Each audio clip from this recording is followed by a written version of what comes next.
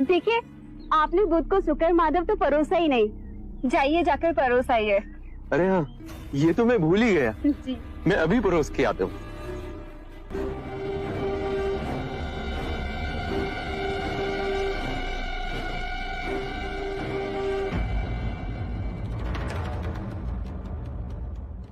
ये शुक्र माधव तो मैं आपको परोसना भूल ही गया।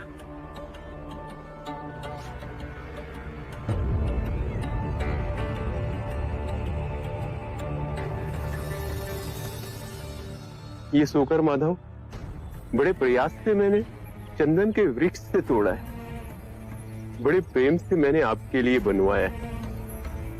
कृपया इसे ले लीजिए।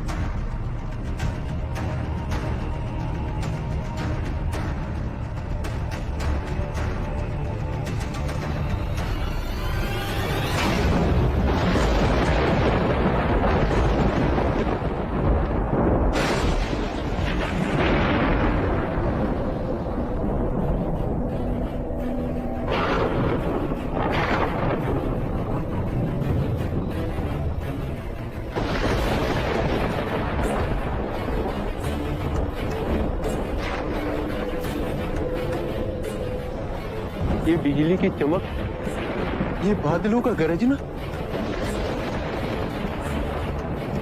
ये वर्षा ऋतु का समय भी नहीं। चंद,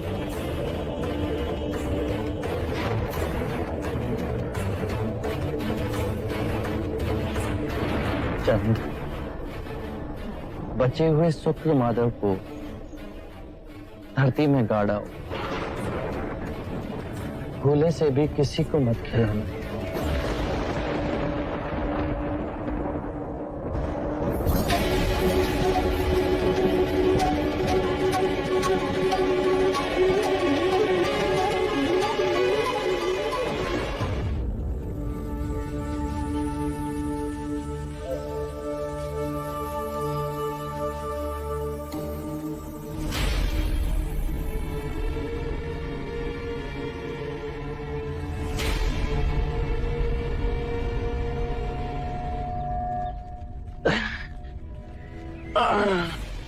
बुध, क्या हुआ बुध?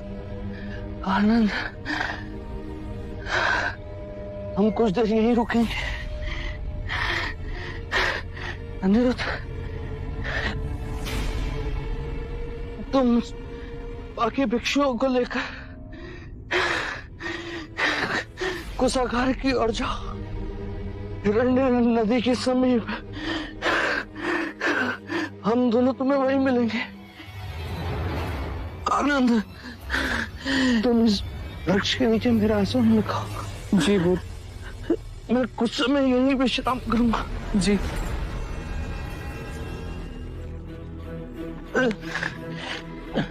आइए बुध।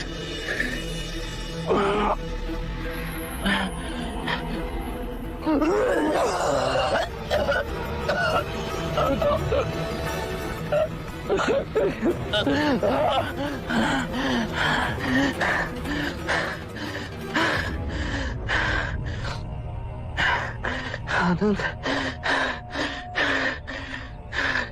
बहुत प्यास लगी, जल्दी जाकर मेरे लिए चल ले आओ।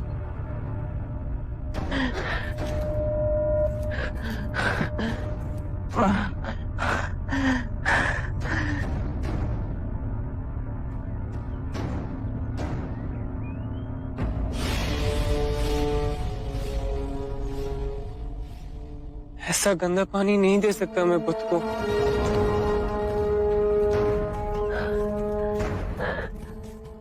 बुध आनंद जल रहा है, मुझे बहुत प्यास लगी। बुध, वहाँ का जल बहुत गंदा है, आपके पीने योग्य नहीं है। कलकत्ता तक रुकिए, वहाँ का जल मीठा और निर्मल है। वहाँ जाते ही मैं आपके जल पीने का और स्नान करने का प्रबंध कर दूंगा। आनंद, इस भिक्षा पात्र में जल जल स्वच्छ है, जल्दी जाओ। जी बुध।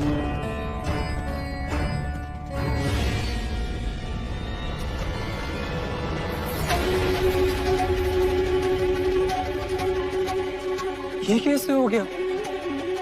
भिक्षा पात्र डालते ही पानी शुद्ध हो गया। बुध,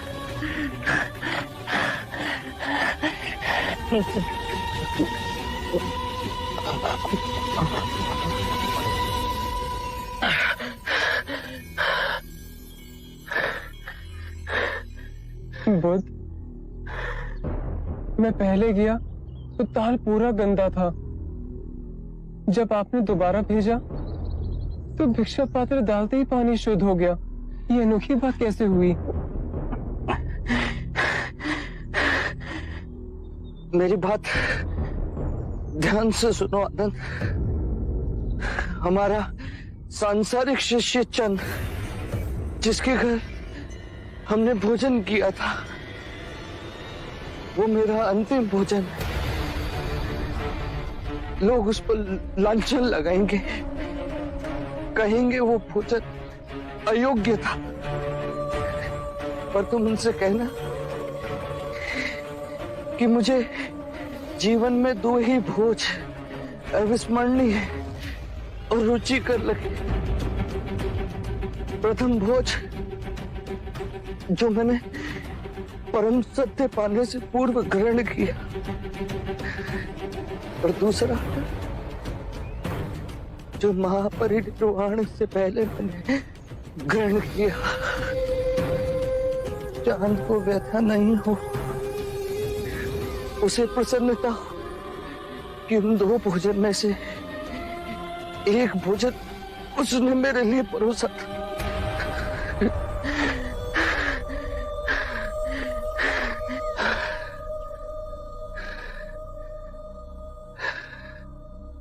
आनंद, हमें हिरण्य नदी के पार जाना है,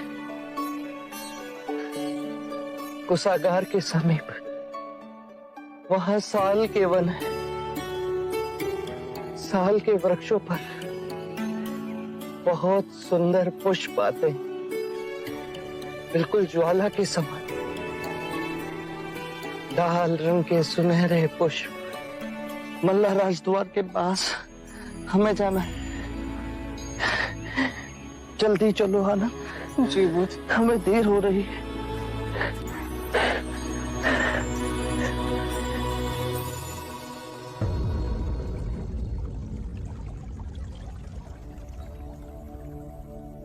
आइए, आराम से बुध, आराम से।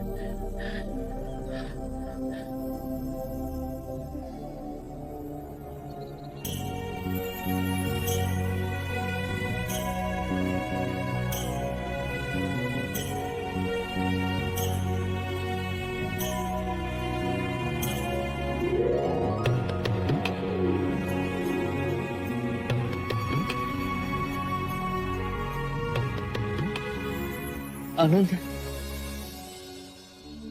इन दोनों वृक्षों के नीचे मेरा बिछोना बिछा दो। मैं यही विश्राम करूंगा। जी बुध। अनिरुद्ध,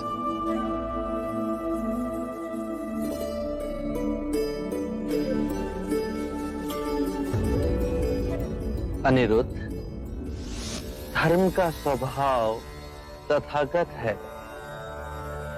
तथागत का अर्थ है जो है, जैसा है। इसी अद्भुत तथागत से कमल का पुष्प उत्पन्न हुआ। तथागत से अनिरुद्ध का उदय हुआ। आप सभी का उदय हुआ। आनंद का उदय हुआ। इस संपूर्ण प्रकृति का उदय हुआ। जो भी तथागत से उत्पन्न हुआ है और जो भी तथागत में विलीन होगा उसे हम तथागत कह सकते हैं। धर्म कहीं से नहीं उपजते और ना ही कहीं जाते हैं। धर्म केवल है और रहेंगे। आज से मैं और सारे भिक्षु आपको तथागत कहेंगे। आपको तथागत कह के हमें स्मरण होगा कि हम सब में तथागत का बिंदु है। जैसे यदि हमारे सर में पीड़ा हो और उसे हम तथागत से स्वीकार भाव से स्वीकारें तो वो पीड़ा समाप्त हो जाती है। इसका कारण है कि हमारी आदि शक्ति उस पीड़ा से लड़ने के लिए बह निकली और आदि शक्ति उसका उपचार कर रही है। ये दोनों विभाजित शक्तियां सर की पीड़ा से अधिक सर को दुखा रही हैं। यदि हमने तथागत से इस पीड़ा को स्वीकार भाव से स्वीकार कर लिया तो दरार भर गई। अब हमारी सारी शक्ति इस पीड़ा को आरोग्य करने में जुट जाएगी। आइए बुद्ध।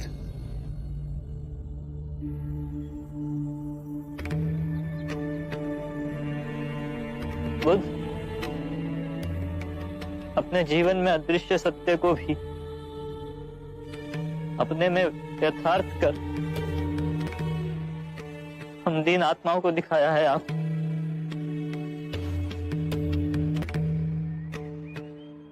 क्या हुआ भिक्षु अनिरुद्ध? आप तो धैर्यवान, फिर आज रो क्यों गए?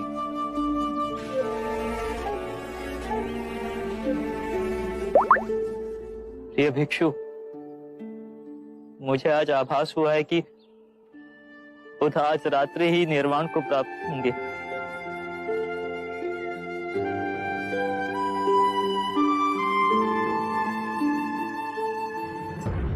आनंद, मेरा सिर उत्तर की ओर होना चाहिए।